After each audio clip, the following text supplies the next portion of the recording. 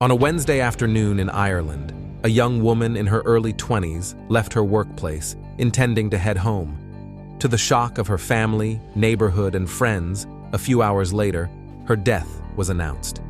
This unexpected tragedy echoed through the communities, as Ireland hadn't witnessed a crime of this nature for more than a decade. The revelation prompted a heightened sense of concern among the public, prompting the police to launch an investigation into the circumstances surrounding her death swiftly. The gruesome murder that was previously discussed was about an unpredictable incident that occurred on January 12, 2022. The shocking fact about this murder was that the crime took place during the day when everywhere was not dark. It was on an afternoon and a Wednesday. Aisling Murphy, who happened to be the victim of circumstances of the gruesome murder, was just a 23-year-old woman with a happy family in her life, a loving boyfriend with her career and hobby right at her front. She was born on 6 July 1998 in Blue Ball, historically known as Pallas, a small village in Offaly, Ireland near Tullamore. Murphy had two siblings whom they both grew up with, a brother and a sister. She had a career as a primary school teacher in a national school in Douro, a school financed directly by the state, and followed her hobby of being a musician, a gifted one at that, with her genre of music, based on Irish traditional music, also known as Irish trad or Irish folk music, is a genre of music developed in Ireland. And according to Murphy's family, she was passionate about her hobby but had to work as a teacher in the first place, before she can fully venture into her hobby and turn it into her career. She was able to work as a primary school teacher as she gained a primary teaching qualification from Mary Immaculate College, also known as Mick and Mary I. She was simply a girl trying to find a hedge in her life, and at no point in time tried to harm or hurt someone, but ended up getting attacked by a strange man. The murder unfolded when Murphy was walking along the Grand Canal, just outside Tullamore, County Offaly. It was exactly 3 p.m. when she was walking back home from the national school where she works as a teacher. 30 minutes after the time, while she was on Fiona's Way, a Grand Canal Way just outside the town in Cappencur was named after a missing woman, Fiona Pender. A pregnant 25-year-old lady went missing on 23 August 1996, with no traces of her whereabouts to date. Fiona that went missing on this spot alone, but several individuals too. This reveals that the spot where Murphy was murdered has been where several crimes have been committed, making it an avenue for crime. Murphy sure didn't have this in mind, as this has been the road she has been taking every day while going home from the primary school she teaches. She never knew the day would be the last she would pass the road. On her way back home along the Grand Canal, a man who appeared to be in his 30s approached her, but didn't just stop there. She attacked her too. The reason behind this attack was unknown, as both the man and Murphy had no connection and had never met before the attack. Murphy struggled greatly against the man and fought desperately to save her life by using her keys. That doesn't seem to have much effect, as she was eventually overpowered by him. The struggle makes a breakthrough in the case, as she turns out to provide a clue of evidence that could lead the police to her killer. This was nothing but pure evil, as this prevented Murphy from trying to raise her voice to call people for help. But she continued struggling and scratching the man's skin. The stab eventually led to acute blood loss, which caused her heart to stop. It was a tragic ending indeed.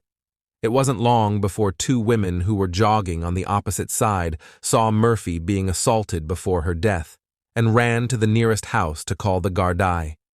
The Gardaí, meaning the Guardian of Peace, is the National Police and Security Service of Ireland. The Gardaí sprung into action immediately after the call was made, but on getting to the location, it was already too late. Investigation of the murder started afterwards, and they announced it was only one person that was related to the crime, and they were quite sure the perpetrator wasn't known to Murphy, which was the correct information. The Gardaí questioned some witnesses, and according to the partial description provided by the witnesses, They detained a 40-year-old man, Radu Floricel.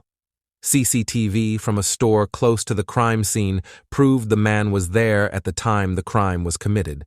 He also paid using a credit card, meaning there is a record of his purchase.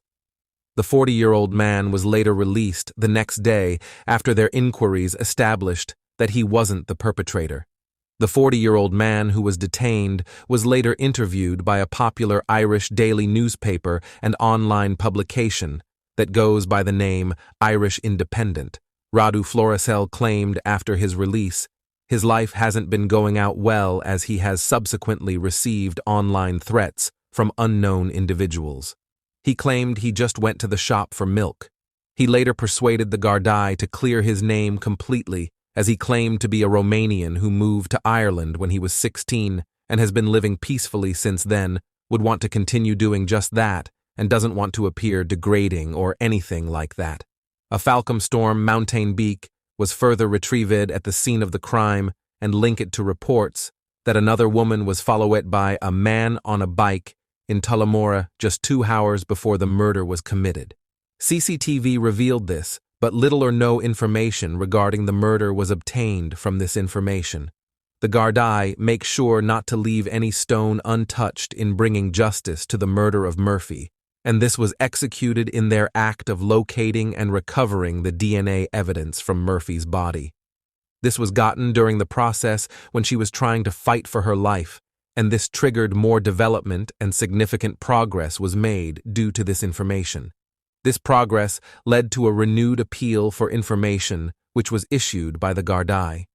The appeal for information was to be informed by the public if any man was noticed dressed in a black tracksuit and black runners. The investigation kept getting intense as the Gardaí started arresting any individual suspected of having withheld information. The tragic death of Aisling Murphy sent shockwaves through Tullamore and across Ireland. It got everyone shocked, short of words, and sad when Aisling Murphy was killed.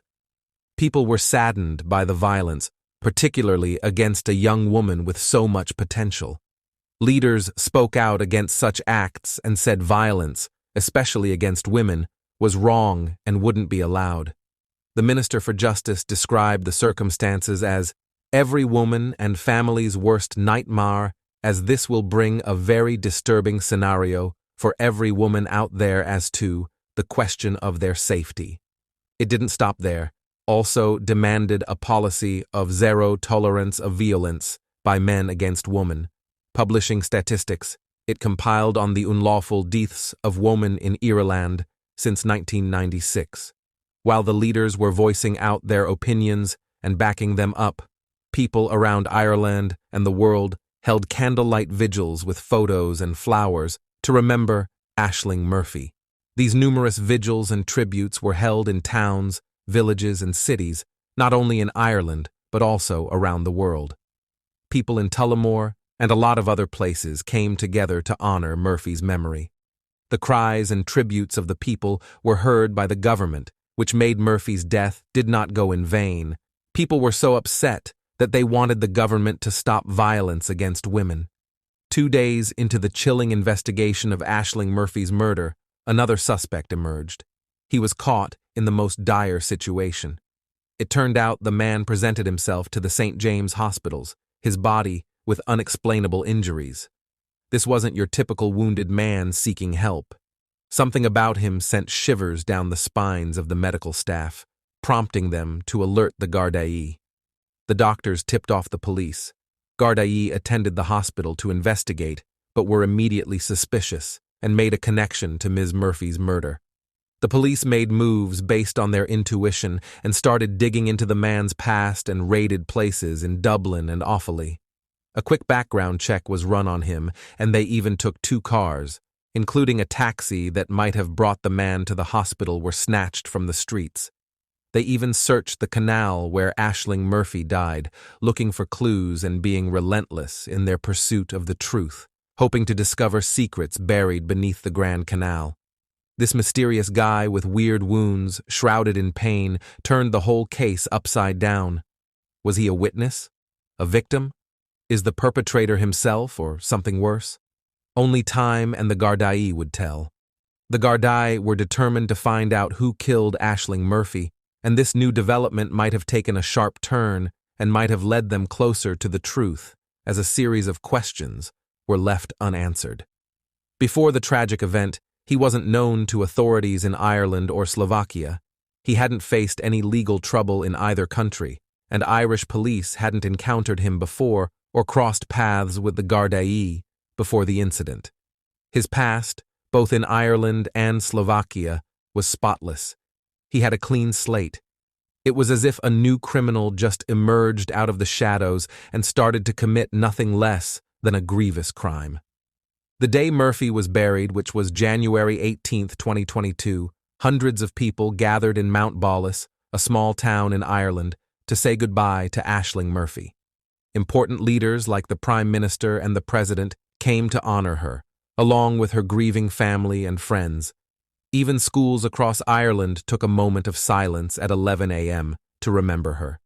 During the funeral service, everyone heard how much Aisling Murphy meant to her loved ones. It was a terrible loss that took away their most precious gift. Pray that the many vigils that took place in memory of Aisling mark the beginning of an end to violence against women. May the candlelight tributes bring an everlasting hope to all those that live in fear. In the end, Aisling Murphy was laid to rest in a quiet cemetery near her hometown. Meanwhile, right when Aisling Murphy's funeral ends, a dark twist shakes the case. After his surgery, police officers from Tullamore attended the hospital and spoke with Puska about executing a warrant. Puska then confessed to a Garda officer, claiming he did not mean to hurt Ms. Murphy and that killing her was the result of panic. Gardaí said the confession took them by surprise as they had not attended the hospital to interview Puska. He repeated his confession after being cautioned by the officers, but the interaction was not recorded. Well, after he was fully recovered, the strange, injured man from the hospital was released, but instead of going home, he was handcuffed.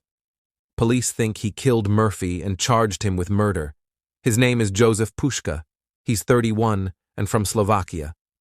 News of Puška's arrest spread like wildfire, drawing a large crowd to the Tullamore District Court, where he appeared that evening.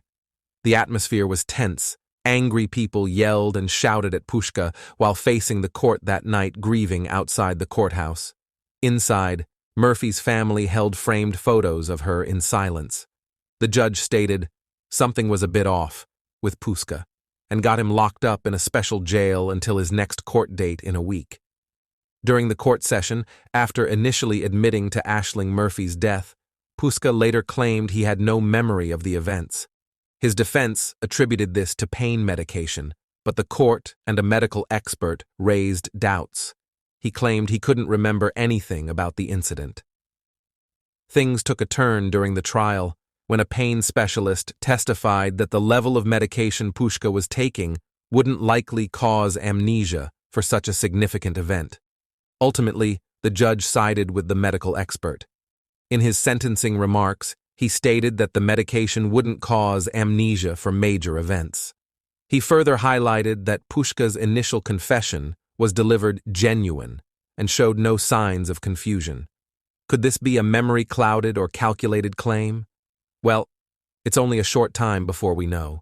It was also highlighted that one eyewitness said they had seen Mr. Puška on top of Ms. Murphy with her legs kicking out underneath him. When Puška saw the witness, he shouted at her to go away. The court heard. This was more evidence that the woman was indeed an eyewitness, and her confession might be close to the truth. Police also arrested another guy that day for hiding clues, but they let him go soon after. So now Puška is the main suspect in Aisling Murphy's death. Hopefully, this means things will finally be fair for Aisling Murphy and his family. Puška, with his face mixed with emotions, was remanded in custody at Clover Hill Prison. The judge keeps Puška locked up until his next court date. He is due to appear again in court on January 26th. Meanwhile, Gardaí arrested another man earlier that day on suspicion of withholding and hiding evidence, but released him and let him go without charge. The investigation into Aisling Murphy's murder continues, with Puška now the prime suspect, and only time will tell if Pushka is brought to justice for Murphy's death. This development brings a ray of hope for justice, but the road ahead remains long, and Murphy's family and friends. We're still waiting to see if Pushka is guilty of Aisling Murphy's murder, but this might be the first step towards justice. During his trial, he is seen undergoing psychiatric supervision after attempting to take his own life during the trial. On January 26th, the courts held on to Pushka, the man suspected of killing Murphy. Just like before, the judge decided he should stay in jail and locked him up again. He waited in jail there until February 9th, waiting for his next chance and hoping to be released, but the judge again said, "No, not yet. Stay there a while longer."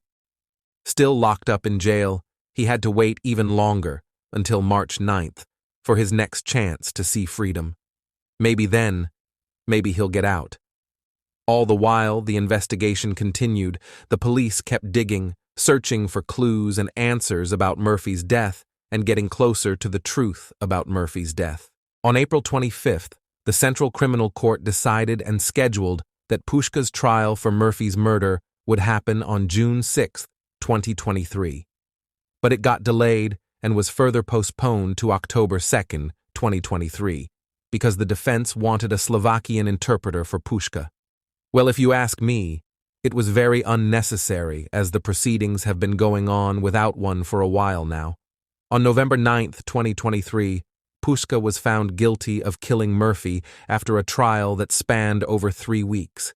The trial revealed that Pushka attacked Murphy during her walk, stabbing her 11 times in the neck, inflicting a fatal wound, and leaving her in a ditch to die. CCTV footage showed Pushka following 2 other women on his bicycle hours before Murphy was killed. Additionally, he confessed to the Gardai in Tullamore 2 days after the incident. Surprisingly, Murphy unknowingly got the DNA of her killer under her fingernails, and it matched perfectly with Pushka's DNA. During the trial, Pushka attempted and tried to shift the blame to an unknown man in a mask, claiming the man had stabbed him in his stomach and then killed Murphy afterwards. The man was created in his illusions, as this was different from what he had told others before, contradicting his previous confessions.